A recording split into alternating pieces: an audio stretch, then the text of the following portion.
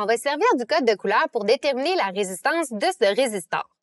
Ici, on nous donne déjà les couleurs dans le bon ordre, brun, noir, orange et or. Mais si jamais tu étais en laboratoire, il faut s'assurer de regarder le résistor dans le bon sens. Donc, les 3 premières couleurs sont plus rapprochées, puis la 4e couleur est un peu à part des autres. Donc, on y va.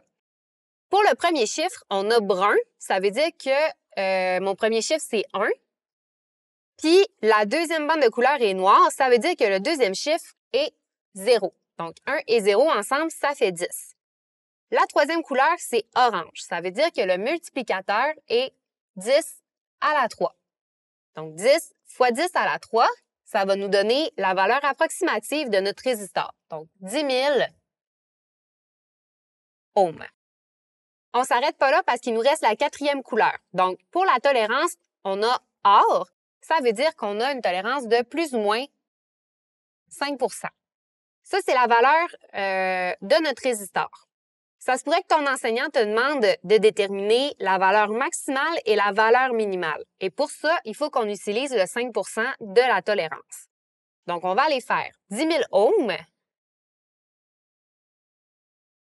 fois 5 %. Donc, ça revient à faire 5 divisé par 100. Comme ça. Ça fait 500 ohms. Donc, notre résistor, il vaut 10 000 plus ou moins 500 ohms. Donc, pour la valeur maximale, on va faire